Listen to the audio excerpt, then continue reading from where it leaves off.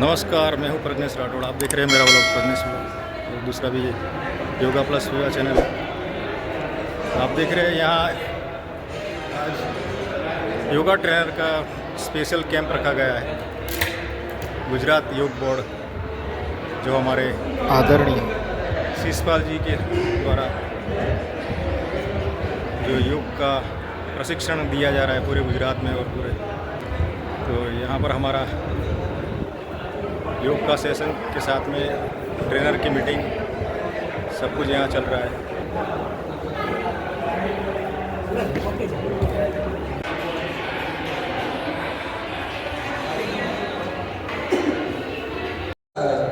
કે જે લોકો યોગ ક્લાસ કરાવે જેવી રીતે આપણા દીદી ચલાવે છે અહીંયા બીકે હાઇટ્સમાં, તો એવી રીતે આ બધા ટ્રેનર્સ છે અને આગળ બેઠેલા જે છે અમારા યોગ કોચ છે એ દરેક તાલુકાના પ્રતિનિધિ છે અને એમના અંદરમાં બધી જે આખી ટીમ જ કામ કરે છે.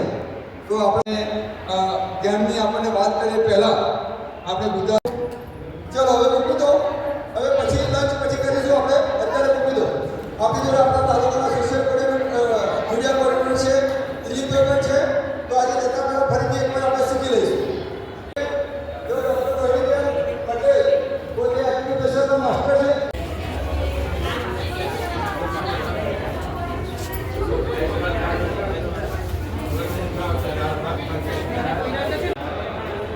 नमस्कार, मैं हूं प्रज्ञेश राठौड़। आप देख रहे हैं मेरा व्लॉग प्रज्ञेश व्लॉग और दूसरा भी योगा प्लस विवा चैनल है जो योग का प्रशिक्षण दिया जा रहा है पूरे गुजरात में और पूरे, तो यहाँ पर हमारा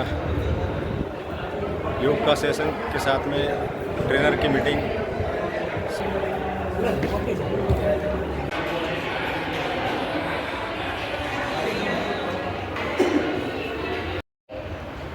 નાભી કેન્દ્રમાં નશ્ય જે નાકથી પણ લઈ શકો છો ને નાભી કેન્દ્ર પણ એનું પૂરણ કરી શકો. કદાચ ઘણા એવા લોકો હોય છે જેને ઘી ખાવાનું ગમતું નથી, ઘી દૂર હોય તો એને ન ગમે, બરાબર. કટી પ્રદેશે શૂલ, તમે શું સમજ્યા? વાત પિત્ત કફ એ તો મેં સમજાવી દીધું.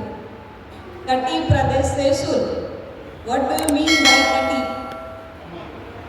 કમર પ્રદેશે, કમરનો દુખાવો. આયુર્વેદમાં સંસ્કૃતમાં જ બધું લખવાનું હોય છે. હું દવાખાને જાઉં છું, મારા મેડમ ઓફિસર છે, ક્લાસ 2 ઓફિસર. એ મને અડધી ડૉક્ટર કહે છે કેમ કે એમની અવેજીમાં હું જ બધી દવા આપું છું. એટલે મેડમ ઘણી વાર કહેતા હોય કે અમારા જણાવ્યું આ જેમ બેને કહ્યું એમનો અનુભવ છે અને પોતે હાફ ડૉક્ટર છે એવું કહેવાય, એમને જાતે કહ્યું છે. એટલે ડૉક્ટર તો છે જ આયુર્વેદના, કારણ કે આયુષ ડિપાર્ટમેન્ટમાં પણ સંકળાયેલા છે ને આલ્ફા સેન્ટરમાં પણ એમની રોજ સર્વિસ આપે છે.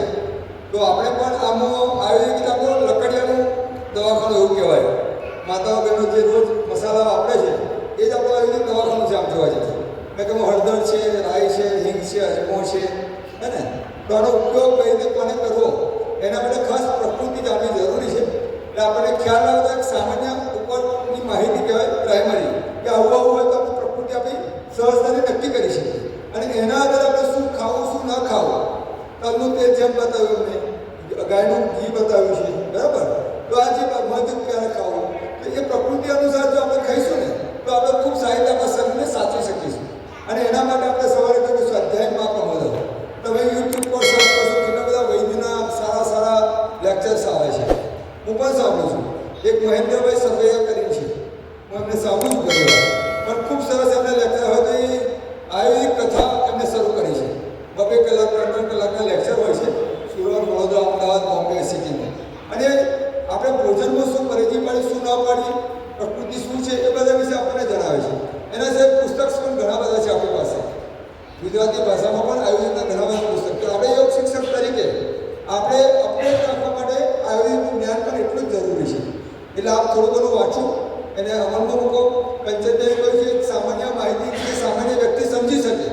તમે હલકા પડતા આખું કરો તો એમને જેવું કરવું પડે. હાથ ઊંચા કરો, નીચા કરો, કમર આમ કરો, કારણ કે આ વિષય અઘરો છે. ફરીથી એકવાર કંચનભાઈનો અભિનંદન. આપણે ગામડે ઘણા લોકો છોટાઉદેપુર, કમાડ એવું કે અમારે ત્યાં બહુ જ કિચોડા છે પણ ઉપયોગ નહીં કરતા. હું ટૂંક સમયે આનો અભિયાન એ ચલાવવાનો છું કે ગામડે ગામડે જઈને સાબુ કેવી રીતે બને છે એ શીખવાડવાનો છું.